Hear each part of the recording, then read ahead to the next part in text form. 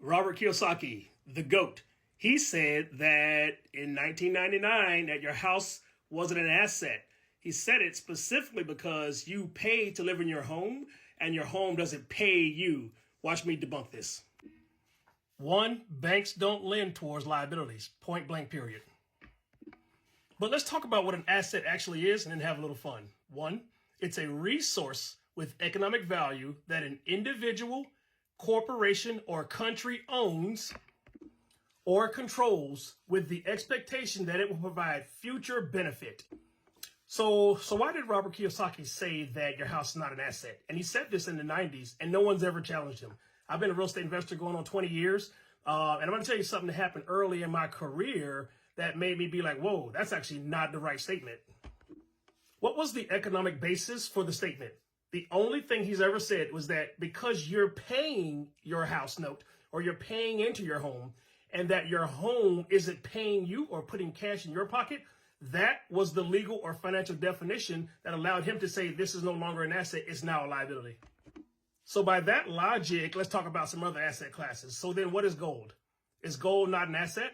Listen, if you have gold, and a lot of people do, in particular nowadays, as they're devaluing our money, and you have to have gold stored somewhere, typically, right? Especially if you have like a lot of it. Do you know they'll charge you up to 1% of the ask price, not the price you paid, of the current value of the gold? So let's say you have a $500,000 house, and you're paying your note on that house, but let's say you have a $500,000 in gold, but that gold may be worth $800,000. You're going to pay 1% per year to have that gold stored, and it's going to cost you about $8,000 per year.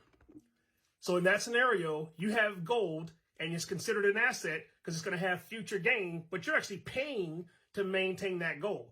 By Robert Kiyosaki's logic, that wouldn't be an asset, and I'm going to tell you that actually is an asset.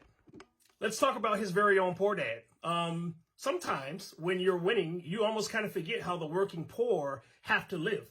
For poor people or the working poor, the house or a house is the number one thing they're going to do in order to increase value in their lifetime. With appreciation of that house, they can then borrow against it. They can cash out and move south. They can send their kids to college. Typically, working poor people, this is the number one or the only way they're able to escape that class. Do you also know that what underwriters want to see when trying to approve any type of commercial or business line of credit or loan? They want to see that you have a mortgage. They want to see, are you fiscally or financially responsible over a period of time? So this is what happened to me, which is what I call discovery learning, which is what allowed me to say, oh, wow, that's actually not true. I actually was flipping a lot of homes and I purchased a home for myself.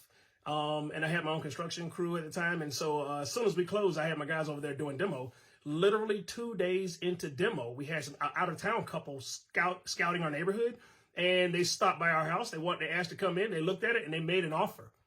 At that moment, because I had already done well over 100 homes at the time, and I was like, oh man, I can structure this deal a lot of ways because they weren't actually ready to move in yet.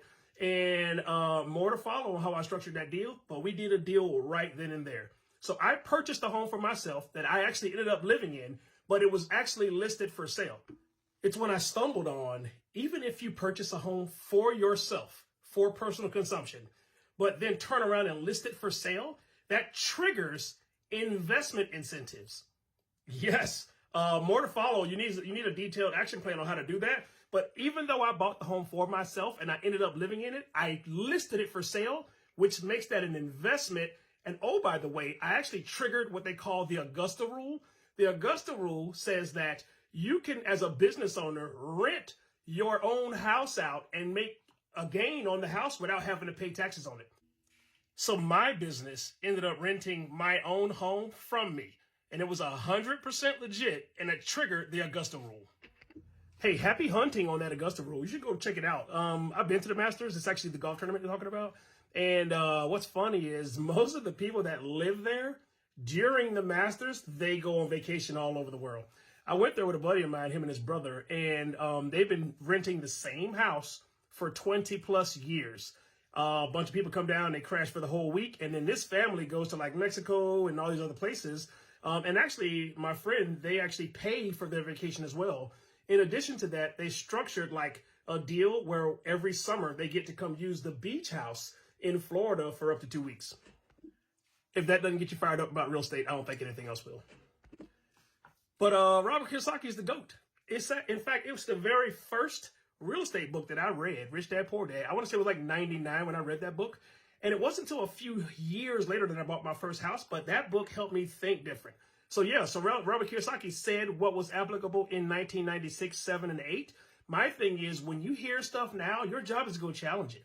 Things change. If you don't know, wherever you're going to hear this at, your tax code changes every single year at the federal level.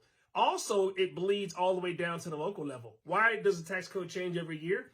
Because it's what they collected last year versus what they need this year. This is why taxes are typically one of the most important thing every year at every level for every election.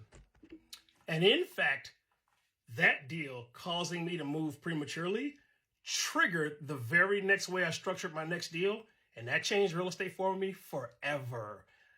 When I show you this, you're not going to look at real estate the same. This is what I mean why this particular course has the opportunity to blow up a couple of industries. And if you look at the market, we're already heading that way. Stay tuned.